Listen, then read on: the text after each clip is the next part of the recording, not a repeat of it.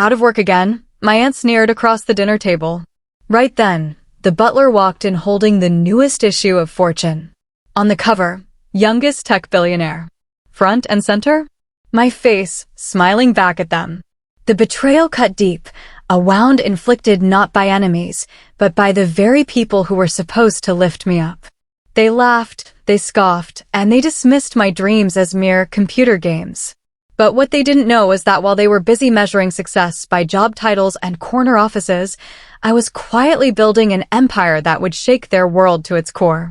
My name is Alexandra Morgan, and for 3 long years, I kept a secret from my family. In the Morgan household, success wasn't about passion or innovation. It was about prestige, about being a part of Morgan Financial, a Wall Street institution built by my grandfather, William. Our Connecticut estate was a monument to old money and even older traditions. My parents, Judith and Frederick, had my life mapped out before I could walk. Boarding school, Ivy League, and then a corner office at Morgan Financial. They weren't malicious, just products of their environment, blind to anything beyond the legacy. Alexandra has such a sharp mind for numbers, my father would tell colleagues, his hand heavy on my shoulder. She'll make a fine addition to the risk assessment department once she finishes at Harvard. Never mind, I had zero interest in either. Then there was my cousin Stephanie, Uncle Philip's daughter. 2 years my senior, she was groomed for this life, interning at Morgan Financial every summer. Stephanie closed her first major client account today. Uncle Philip would beam at family dinners. Youngest account manager to do so in company history. He viewed me as a disappointment, a Morgan who didn't fit the mold. Such a shame Alexandra doesn't have Stephanie's focus, he'd often say, loud enough for me to hear. All that potential going to waste on computer games. My grandmother, Eleanor, the epitome of proper society, would gently chide, Alexandra dear, a Morgan woman must always present herself with dignity. This fascination with electronics is unbecoming. But the most vocal critic was always Aunt Natalie, an outsider who compensated with fierce loyalty to Morgan traditions. She saw my interest in technology as a personal affront. Computers and gadgets, she'd scoff. Just a passing trend. Real wealth is built on paper and handshakes, Alexandra, not whatever those Silicon Valley boys are playing with these days. Our annual summer dinner was pure torture. It was a parade of achievements, a public report on contributions to the Morgan legacy.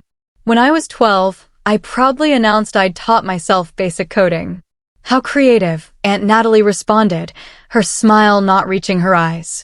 But perhaps focus on your mathematics instead. Computers come and go, but financial acumen is forever. By 16, I was building simple applications and winning regional science competitions, but these were treated as cute hobbies at best, distractions at worst. Alexandra received another award for her computer project, my mother would say with a strange smile, quickly pivoting to, but she's also maintaining excellent grades in economics. The message was clear, technology was a toy, not a career. Each dinner reinforced this, creating a suffocating expectation that I'd eventually give up and join the family business. By the time I left for college, I learned to stay quiet about my true passions. It was easier than facing the dismissive comments. But inside, my resolve only grew stronger. Stanford's computer science program was my escape. 3,000 miles from Connecticut, I could finally breathe. My parents had reluctantly agreed to Stanford only because of its prestigious business program, which they assumed I'd eventually switch to. The day I met Professor Evelyn Hayes changed everything. After her advanced algorithm design lecture, I stayed behind. You think differently, Alexandra, she said, adjusting her glasses. Most students see algorithms as formulas to memorize. You see them as living puzzles. She became the mentor I never had, introducing me to her network of tech innovators and venture capitalists. Your family name might open doors in finance, Evelyn told me, but in tech, it's what you build that matters. My first startup attempt during senior year was a spectacular failure, a peer-to-peer lending platform that collapsed under regulatory hurdles. I'd been too naive, too focused on the technology without understanding the financial regulations. When I called home, Uncle Philip's voice dripped with condescension. This is why Morgans stick to what we know, Alexandra. Come home. Take the position your father's been holding for you. No more of this Silicon Valley nonsense. The next 6 months were the darkest of my life. I moved into a tiny San Francisco apartment, barely leaving. Depression clouded every waking moment. Had my family been right all along? The breakthrough came at 3 a.m. on a rainy Tuesday. I woke from a dream about my grandfather's vintage safe, the one he kept his most important documents in. In my dream, the safe was being hacked, but the alarm system was too outdated to respond. That's when it hit me. The financial industry was using outdated security systems to protect trillion-dollar transactions. My knowledge of both worlds, the Morgan financial legacy and cutting-edge technology, gave me unique insight into this vulnerability. I spent the next week without sleep, drafting the architecture for SecureFlow, an AI-driven financial security platform that could identify fraudulent transactions in real time, adapting to new threats automatically. With renewed purpose, I assembled a team of brilliant misfits. Maria, a self-taught coding prodigy who dropped out of high school. Jackson, a cybersecurity expert whose criminal record prevented corporate employment. Devin, a UX designer whose unconventional approaches had gotten him fired from 3 major tech firms. We're building something revolutionary, I told them, a system that will make financial transactions safer for everyone, from Wall Street to Main Street. Working from my apartment, we created the first prototype using borrowed equipment and cloud services purchased on my nearly maxed-out credit card.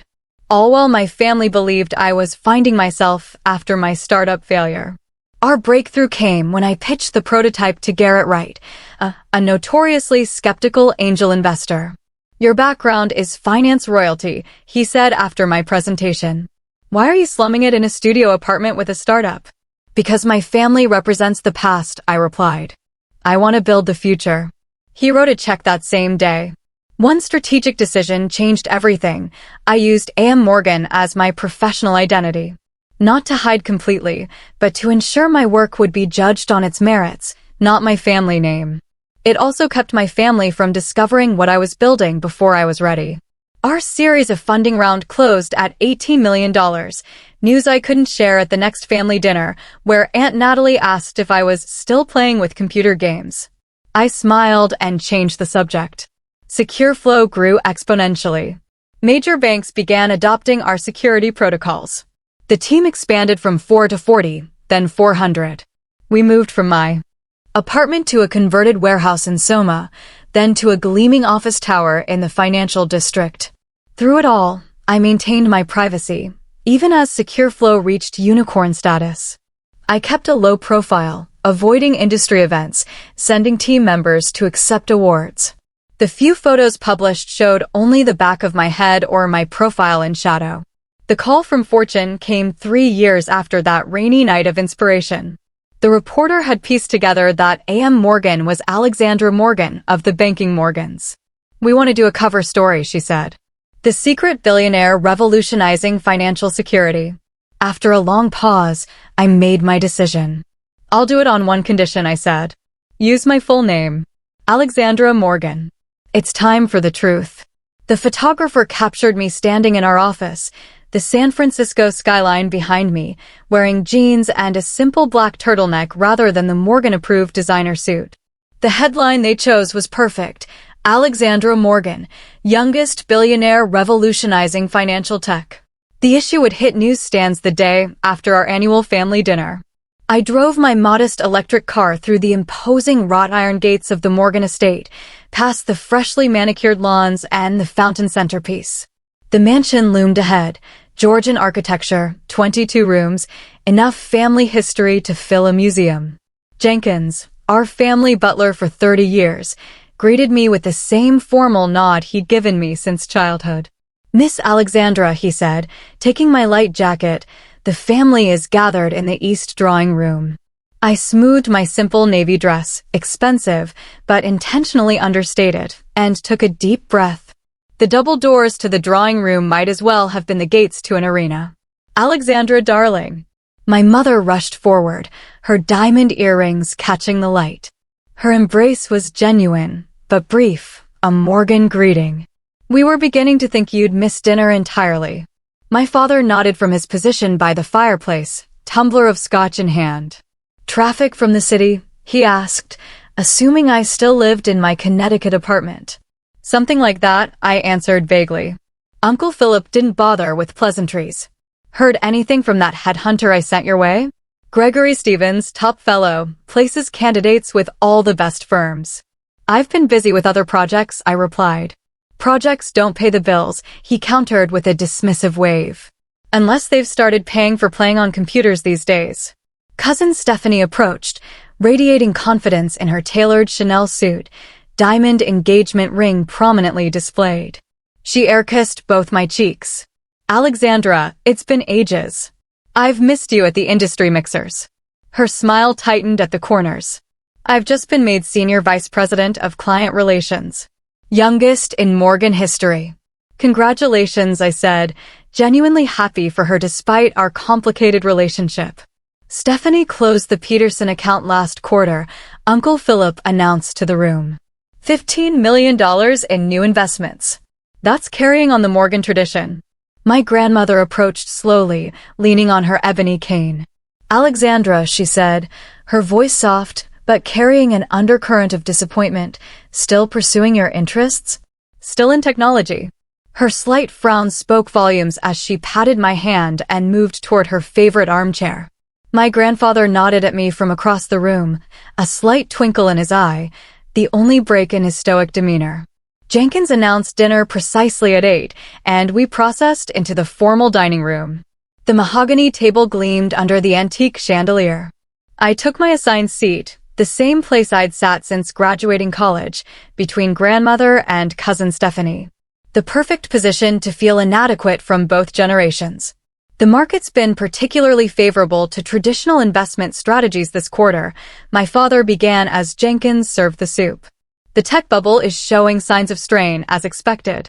Those Silicon Valley types are finally learning the lesson of sustainable business models. Uncle Philip added, looking pointedly in my direction, all flash and disruption, with nothing substantial underneath. I sipped my water, choosing silence over confrontation. Alexandra, my mother interjected with forced brightness, tell everyone about what you've been doing lately. All eyes turned to me. This was the moment I dreaded. I've been working on financial technology solutions, I said carefully. Still with that little startup that failed? Aunt Natalie asked, her voice dripping with false concern. No, I've moved on to other ventures. Which company? Uncle Philip pressed. Anyone we would know? It's still in development, I deflected. Stephanie jumped in with practiced smoothness. The innovation department at Morgan Financial is actually exploring some interesting technological applications. Nothing too disruptive, of course, just enhancing our traditional services. That's the sensible approach, Aunt Natalie nodded approvingly. Use technology as a tool, not a replacement for proven methods.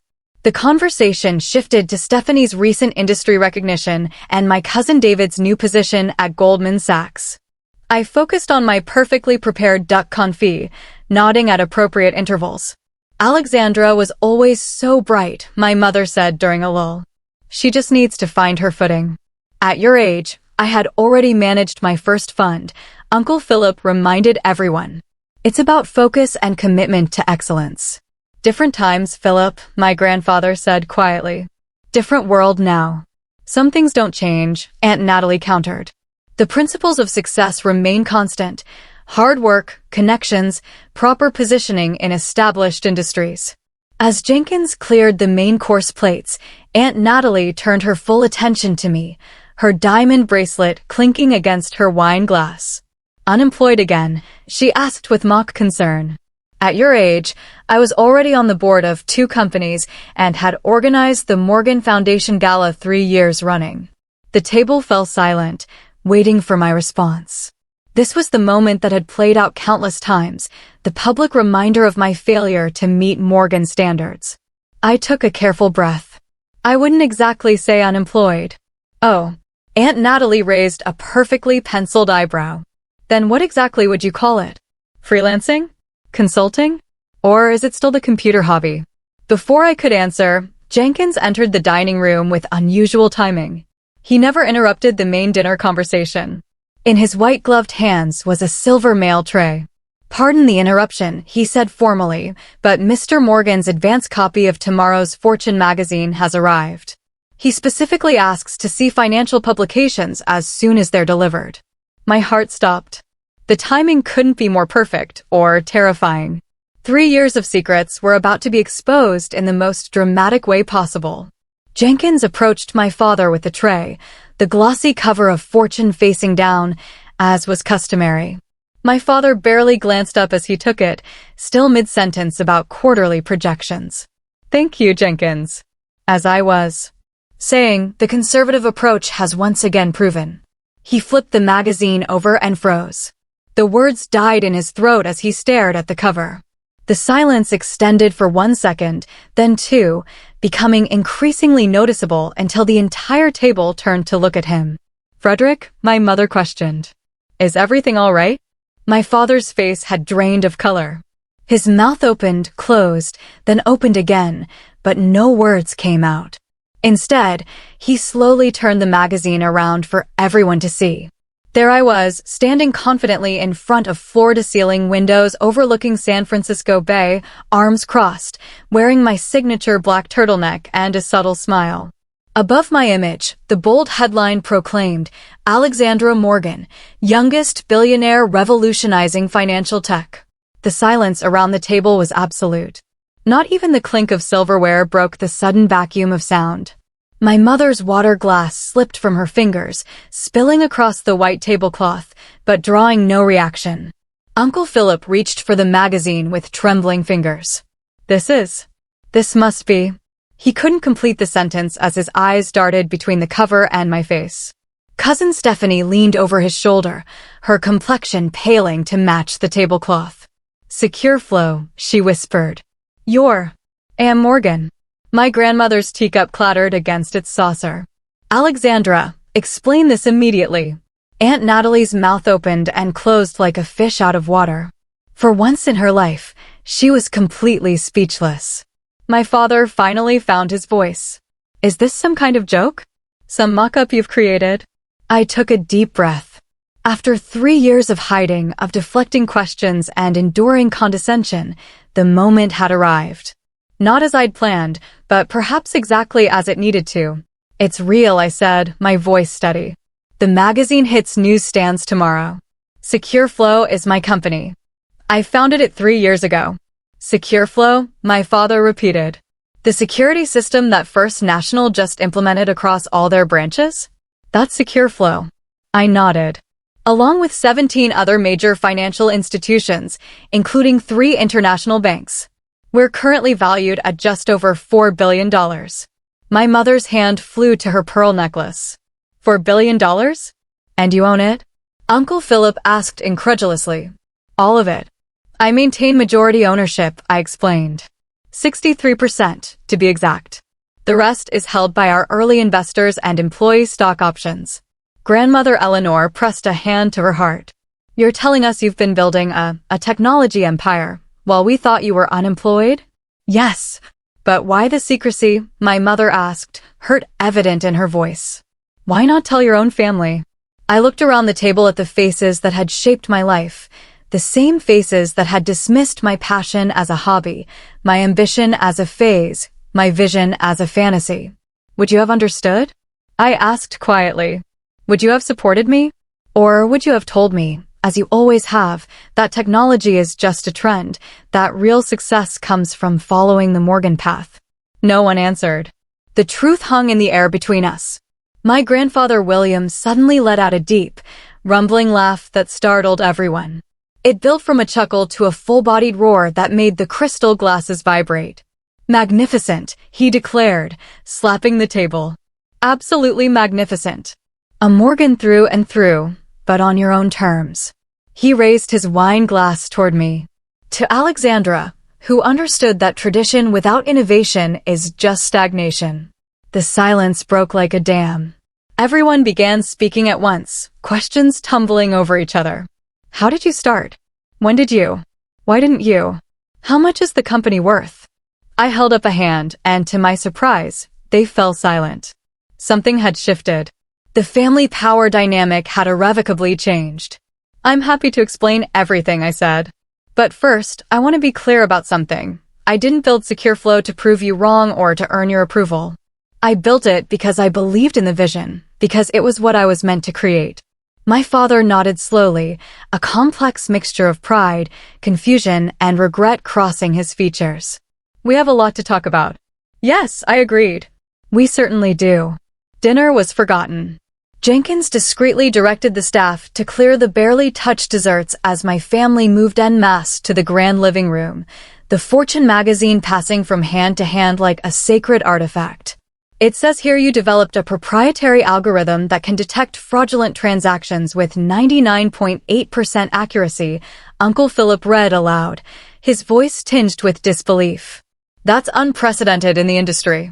The core technology uses a neural network that learns from patterns across millions of transactions," I explained.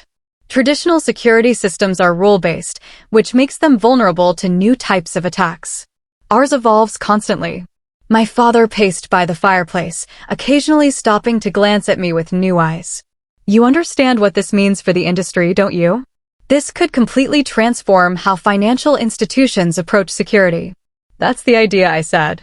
"That's always been the idea. I always knew you had potential," Uncle Philip declared, conveniently forgetting years of dismissive comments. "Morgans have business in their blood, after all. Though I must say, technology wasn't where I expected you to apply it." I couldn't help but smile at the revisionist history unfolding before me. "Really? That's not how I remember our conversations about my career choices." He had the grace to look slightly embarrassed. "Well, perhaps I was traditional in my thinking." Cousin Stephanie sat stiffly on the edge of the sofa, her expression a complex mixture of emotions. "So, when we spoke last Christmas, and I was telling you all about my promotion, you were talking to the founder and CEO of SecureFlow?" I confirmed gently. Her face flushed. "I must have sounded so small-minded." "You sounded passionate about your work," I corrected her. "There's nothing wrong with that." My mother sat beside me, occasionally touching my arm as if to confirm I was real. "I don't understand why you couldn't tell us, Alexandra. We're your family." "Would you have understood, Mom? Be honest." 3 years ago, if I'd said I was turning down the Morgan Financial position to start a tech company in San Francisco, what would you have said?" She looked down at her hands. "I would have thought you were making a mistake." "You all would have," I said, looking around the room. "And you would have tried to talk me out of it, worn me down, made me doubt myself. I needed to do this on my own terms. But we could have helped you," my father insisted. "Provided connections capital." "I didn't want Morgan Connections or Morgan Capital," I interrupted. "I wanted to succeed or fail based on my own merit, not my last name." A silence fell over the room as they absorbed this concept, so foreign to the Morgan way of doing things. Aunt Natalie, who had been uncharacteristically quiet, finally spoke. "Well, I've always said Alexandra had a unique way of looking at things." Her attempt to align herself with my success was so transparent, I almost laughed. "Have you?" I asked innocently. "I seem to recall you saying my computer hobby was a waste of time, that it would never amount to anything." Her smile tightened. "You must have misunderstood, dear. I was merely concerned that you find a proper application for your talents." I decided not to press the point. Her hasty recalibration of our relationship spoke volumes. My grandmother approached slowly, her eyes examining me as if seeing me for the first time. "I would very much like to see this office of yours someday, Alexandra. To understand what you've built." The request surprised me. "I'd like that, grandmother." Around me, family members were pulling out their phones, searching for SecureFlow online. Their expressions changed as they discovered articles, valuations, and industry awards I'd never mentioned. "You were named Technology Innovator of the Year last fall," my cousin David exclaimed. "There was a ceremony and everything." "I sent my CTO to accept," I explained. "I wasn't ready to go public then." "Your company's valuation is?" Uncle Philip stared at his phone in disbelief. "This can't be accurate." $4.2 billion. $4.2 billion at our last funding round, I confirmed. "Though that's likely to increase after tomorrow's article." My father collapsed into his favorite leather chair. My daughter is a billionaire, he said to no one in particular. A billionaire who I've been pestering to take an entry-level position at Morgan Financial. Jenkins, who had entered silently with a tray of brandy, cleared his throat. If I may, Miss Alexandra, I found your company's quarterly reports most impressive. The growth curve is extraordinary, especially in the European markets. All eyes turned to him in shock. You knew? My mother asked. Jenkins straightened primly. I subscribe to several technology newsletters, madam. They've been featuring SecureFlow for some time now. The leadership profile of A.M. Morgan did bear a striking resemblance to Miss Alexandra, though the photos were always quite artfully obscured. I couldn't help but laugh. Thank you for your discretion, Jenkins. He inclined his head slightly. Not my secret to tell, Mississippi. As Jenkins distributed the brandy, the questions became more pointed. Why go public now? My father asked. Why reveal yourself at all? It was becoming too difficult to maintain the separation, I explained. And I realized that hiding my identity was starting to hold the company back. We're preparing for an IPO next year, and transparency will be crucial for investor confidence. An IPO? Uncle Philip's eyes gleamed with sudden interest. Well, naturally, Morgan Financial should handle the underwriting. I can put you in touch with our best team immediately. And there it was, the attempt to co-opt my success, to bring it under the Morgan umbrella. I had been waiting for it. Thank you for the offer, Uncle Philip, but we've already engaged Goldman Sachs and JP Morgan Chase as our underwriters. The paperwork was finalized last month. His face fell. But we're family. Surely you'd want to keep this within the Morgan empire. SecureFlow isn't part of the Morgan empire, I said firmly. It never has been, and it never will be. It's its own entity. The room temperature seemed to drop several degrees as the implications of my statement sank in. Alexandra, my father began carefully, you must understand how this looks. A Morgan building a financial empire outside the family business. I do understand how it looks, I replied. It looks like I followed my own path and succeeded. As the evening wore on, family members gradually dispersed to process the revelation in their own ways. Around midnight, only my father remained in his study, nursing a glass of scotch and staring into the fireplace. I knocked softly on the open door. May I come in? He looked up, his expression unreadable. Of course. I settled into the leather chair opposite his. The room smelled of cedar, leather, and tradition, the same scent I remembered from childhood when I'd been summoned here for various disappointments or expectations. You're angry, I observed. He swirled his scotch, watching the amber liquid catch the firelight. Not angry. Perhaps wounded. 3 years, Alexandra. 3 years of building something extraordinary, and you didn't trust us enough to share it. It wasn't about trust, I said softly. It was about space. I needed room to fail or succeed without the weight of the Morgan expectations. We only wanted what was best for you. You wanted what you thought was best for me, I corrected. There's a difference. He considered this, then nodded slowly. Fair enough. But I still don't understand why technology, of all things. The Morgan legacy is in finance. That's just it, Dad. The future of finance is technology.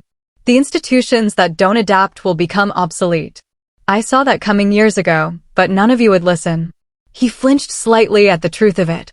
We've been in business for 4 generations. That breeds a certain resistance to change. I know. That's why I had to go my own way. Morgan Financial views technology as a tool. I see it as the foundation. My father leaned forward, elbows on his knees. I'm afraid, Alexandra. I've been afraid for years, watching these tech companies disrupt industries that have stood for centuries. Banking, investments, insurance, they're all being transformed, and I've been holding on to the wheel of a ship that might already be sinking. His vulnerability shocked me. Frederick Morgan had always been a pillar of confidence and authority. It's not sinking, I assured him. It's evolving. And it needs to evolve faster. SecureFlow isn't a replacement for traditional financial institutions, it's protection for them. Our technology makes banks more secure, transactions more reliable. So you're not trying to make Morgan Financial obsolete, he asked with a hint of a smile. I'm trying to make sure it has a future, I replied. The financial world still needs the expertise and relationships that firms like yours provide. But they need to be built on a technological foundation that can withstand modern threats. He nodded thoughtfully. Perhaps it's time I learned more about this foundation. A soft knock interrupted us as my mother appeared in the doorway, her usual perfect composure slightly frayed. "May I join you?" she asked hesitantly. I nodded, and she sat on the arm of my father's chair, her hand resting lightly on his shoulder. "Alexandra, I owe you an apology," she said directly. "I should have supported your interests instead of trying to redirect them. I was so focused on what a Morgan life should look like that I missed what you were trying to build." "Thank you, Mom," I said, genuinely touched. "That means a lot." "I'd like to understand your work," she continued. "Truly understand it, not just nod and change the subject as I've done for years." Our conversation extended into the early morning hours, with my parents asking increasingly thoughtful questions about SecureFlow, its technology, and my vision for the future. For the first time, I felt they were seeing me, not as a Morgan who had strayed from the path, but as Alexandra, who had forged her own. The next day brought a succession of one-on-one conversations with family members, each revealing different capacities for growth and understanding. Cousin Stephanie found me on the terrace after breakfast, 2 cups of coffee in hand. She offered one wordlessly, then leaned against the stone balustrade beside me. "I've been jealous of you," she admitted after a long silence. "All these years, I thought you were drifting while I was achieving. Now I realize you were flying while I was crawling." "That's not true," I countered. "You've accomplished exactly what you set out to do. You're brilliant at what you do, Stephanie. The fact that I chose a different path doesn't diminish your success." She smiled sadly. "But my path was pre-drawn. Yours was courage. Pure courage." It was also terrifying and lonely, I admitted. There were so many times I wanted to call you, to ask for advice or just vent, but I couldn't without revealing everything. "You can call me now," she said, meeting my eyes. "Anytime. No competition, no judgment. Just cousins." Uncle Philip's approach was predictably transactional. He cornered me in the library with a proposal for a strategic partnership between Morgan Financial and SecureFlow, complete with detailed projections. "We could create a specialized security division under the Morgan umbrella," he explained eagerly. "Your technology, our client base, it's the perfect synergy." I closed the folder without looking at the numbers. "I appreciate the offer, Uncle Philip, but SecureFlow remains independent. We're happy to have Morgan Financial as a client, but not as a parent company." His smile tightened. "You're making a mistake. You need our established reputation in the financial sector." "Our reputation is doing just fine," I replied evenly. "But thank you for the concern." Aunt Natalie made several attempts to rewrite our history, each more transparent than the last. "I always told your mother you had a special spark," she insisted over lunch. "Something different from the usual Morgan ambition. I saw it even when you were small." Rather than confronting her directly, I simply asked, "What specifically about my interest in technology did you find promising, Aunt Natalie?" "I'd love to hear what stood out to you." Her momentary fluster was answer enough. The most surprising conversation came from my grandfather, who asked me to walk with him through the gardens. At 84, he moved slowly but purposefully along the gravel paths. "Did I ever tell you about my first venture?" he asked suddenly. "Morgan Financial, the expansion from Grandfather Jacob's brokerage." He chuckled. "No, before that. When I was 22, I tried to start an automated stock ticker service using the earliest computers to track market movements and generate alerts." I stopped in my tracks. "You never mentioned anything about computers." "Because it failed spectacularly," he said with a wry smile. "The technology wasn't ready, and neither was the market. My father called it a foolish distraction and brought me into the family business. Eventually, I built Morgan Financial into what it is today." "Do you regret giving up on your original idea?" I asked. He considered this, his eyes distant. "I regret not trusting my instincts about where the future was headed. The concept was sound, just premature." He turned to me, his gaze sharp despite his age. "I've been following your progress, you know." "How?" "I may be old, Alexandra, but I'm not ignorant. I've had my assistant print out articles about SecureFlow since your first funding round. Your pseudonym wasn't particularly cryptic to someone who's known you since birth. I was stunned. You knew all this time? Why didn't you say anything? Because you needed to do it yourself, he said simply. Some paths can only be walked alone, at least at first. He patted my hand. I'm proud of you. Not just for your success, but for your courage to break the mold. The Morgan legacy isn't about banking. It's about building something that lasts. You've done that, just differently than the rest of us. That evening, I made my decision. I'd like to invite all of you to visit SecureFlow headquarters next month, I announced at dinner. See what we're building, meet the team, understand the technology. I'd like that very much, my father said, with murmurs of agreement around the table. But I need to be clear about something, I continued. This isn't an invitation to absorb SecureFlow into Morgan Financial. It's an opportunity for understanding, maybe even collaboration between equals, but not acquisition or control. My father nodded slowly. Understood. We come as family, not financiers. Well, perhaps a bit of both, Uncle Philip couldn't help adding, earning him a sharp look from my grandmother. We come as learners, she corrected firmly. It's time the Morgans caught up with the future. As I looked around the table at faces that had judged, dismissed, and underestimated me for years, now showing various degrees of respect and curiosity, I realized that success hadn't changed me nearly as much as it had changed them. Their perception had transformed, while my essence had remained consistent all along.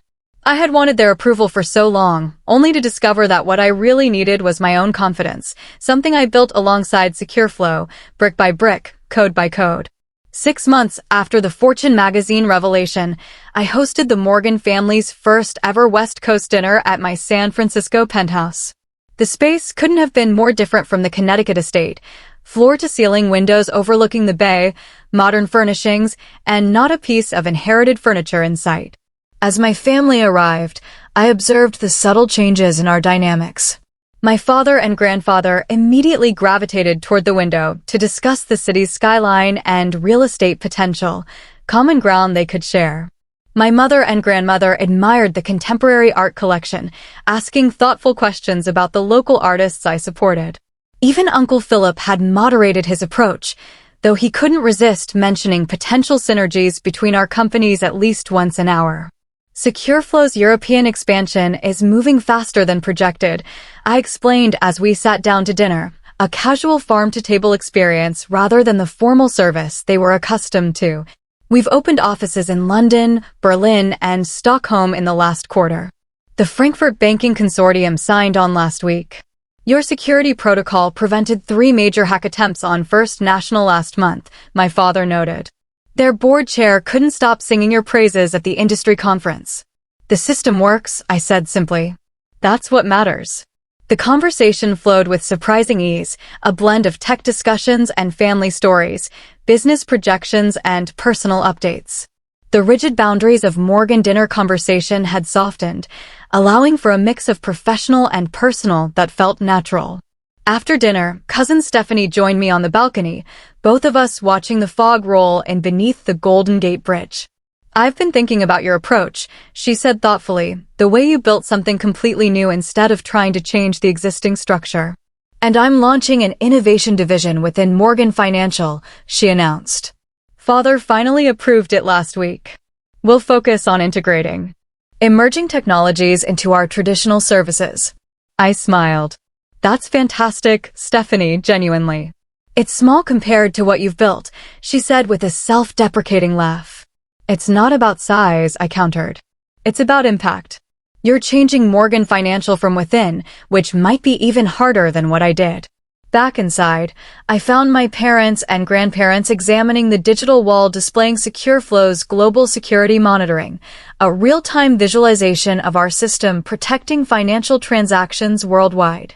It's beautiful, my mother said softly. Like a constellation of safety. That's exactly how I see it, I replied, surprised by her perception. My grandmother took my hand. I was wrong, Alexandra. We were all wrong to try to force you into the traditional Morgan mold. Sometimes the greatest respect for legacy is to reimagine it. Over the past 6 months, the partnership between Morgan Financial and SecureFlow had evolved into something I hadn't anticipated, a genuine collaboration that benefited both companies. My father had embraced the technological transformation with unexpected enthusiasm, becoming an advocate for digital security within the traditional banking community. The Morgan name now represented both tradition and innovation, established practice and cutting-edge technology, a bridge between financial worlds that others were rushing to cross. Not every relationship had healed completely. Aunt Natalie still made occasional comments about lucky timing or riding the tech wave, unable to fully acknowledge that my success came from vision and persistence rather than fortunate circumstances. Some wounds were too deep, some patterns too ingrained to change entirely. But I had learned to accept this imperfect reconciliation. I no longer needed universal approval from my family, a freedom more valuable than any business success. As the evening wound down, my grandfather asked for everyone's attention, raising his glass in a toast. To Alexandra, he began, who taught this old financial family the most valuable lesson of all, that innovation without tradition may be brilliant, but tradition without innovation is doomed. You've honored the Morgan legacy by redefining it. Later that night, after everyone had left, I stood alone at the window, reflecting on the journey. 3 years of secrecy, of building something revolutionary while being dismissed by those whose approval I had once desperately sought. The vindication had been sweet, but the true victory wasn't in proving them wrong. It was in discovering I hadn't needed their validation after all. The next morning, I woke to news alerts about the latest Fortune issue. On the cover was a photograph of both Morgan Enterprises, the classical columns of Morgan Financial Headquarters in Connecticut and the sleek glass tower of Secure Flow in San Francisco, with the headline, Tradition Meets Innovation. The Morgan Legacy Evolves.